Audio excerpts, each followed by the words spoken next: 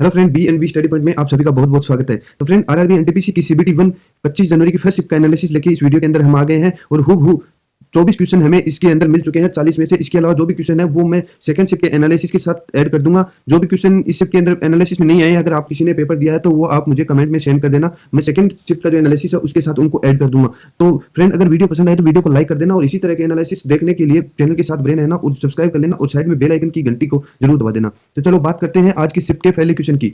जो आज का शिफ्ट का फर्स्ट क्वेश्चन आया था वो आया था सांची का स्तूप कहाँ पे है। सांची का स्तूप कहाँ पे है? ये है मध्य प्रदेश के अंदर। फ्रेंड देखो, मैं आंसर सभी के नहीं बताऊंगा, जिसके जल्दी जल्दी हो सके आंसर बता दूंगा। बाकी आंसर आप देख लेना, मैं क्वेश्चन बता रहा हूँ। इसके मैंने मतलब एनालिसिस करवाने का मतलब ये है कि जिसका अपकमिंग शिफ्ट के अंदर जिनका एग्जाम है तो वो इससे रिलेटेड टॉपिक पढ़ के चले जाएं। इससे रिलेटेड ही फैक्ट आगे आने वाली अपकमिंग शिफ्ट है उनमें पूछा जाएगा। तो सेकंड क्वेश्चन की बात करते हैं। भारत रत्न 2019 ये मिला था 2019 में प्रणब मुखर्जी, भूपेन हजारिका और नानाजी देशमुख, तीन जनों को। थर्ड क्वेश्चन है समुद्र की गहराई नापने का यंत्र, तो ये कौन सा होता है? फेदोमीटर। फोर्थ नंबर क्वेश्चन है वोलेटाइल मेमोरी कौन सी होती है? तो ये होती है रोम और रैम होती है। उसमें वोलेटाइल मेमोरी रैम होती है, नॉन वोलेटाइल होती है रोम।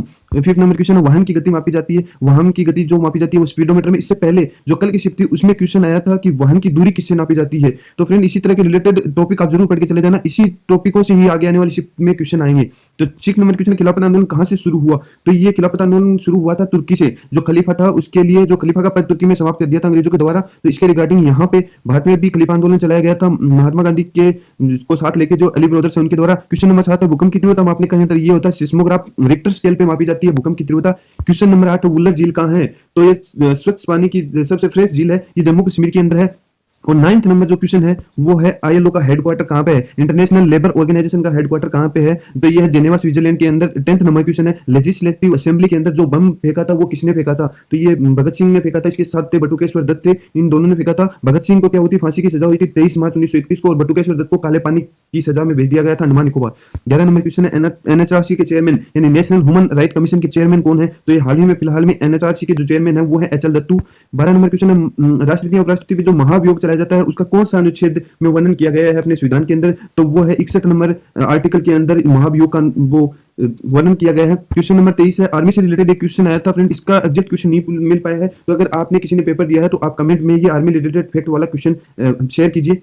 अब नेक्स्ट बात कर लेते हैं अपन 14 नंबर क्वेश्चन की। तो चंद्रगुप्त के बाद शासक कौन बना था? तो चंद्रगुप्त के बाद में शासक बना था समुद्रगुप्त। 15 नंबर क्वेश्चन मौलाना अब्दुल कलाम आजाद ट्रॉफी, ये इसके अंदर पूछा गया था कि मौलाना अब्दुल कलाम जो अबुल कलाम आजाद ट्रॉफी है ये कौन सी ईयर स्टार्ट हुई थी? एक कैंडिडेट ने ऐसे बताया था, एक कैंडिडेट ने ये बताया था कि 2020 में किसे दिया गया है। तो फ्रेंड आप देख लेना, 2020 में ये पंजाब यूनिवर्सिटी को दिया गया है।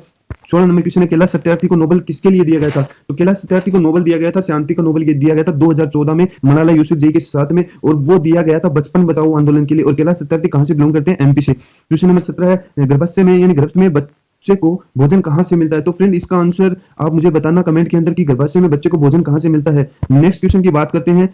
अपना 18 नंबर क्वेश्चन है हवा की गति किसमें मापी जाती है? हवा की गति किसमें मापी जाती है? तो ये मापी जाती है किसमें फ्रेंड? एनीमोमीटर में। उसके बाद में 19 नंबर क्वेश्चन है जैन धर्म के 24वें तीर्थंकर कौन थे? तो ये जैन धर्म के 24वें तीर्थंकर थे महावीर स्वामी। 20 नंबर क्वेश्चन है ये कोलेरू, फ्रेंड यहाँ लिखे यहाँ कोलेरू झील आएगा। कोलेरू झील कहाँ पे है? तो कोलेरू झील है आंध्र प्रदेश। तो फ्रेंड नेक्स्ट क्वेश्चन की बात करते हैं, ये है आईडीएम की फुल फॉर्म। तो फ्रेंड ये आईडीएम था या आईएमडी था?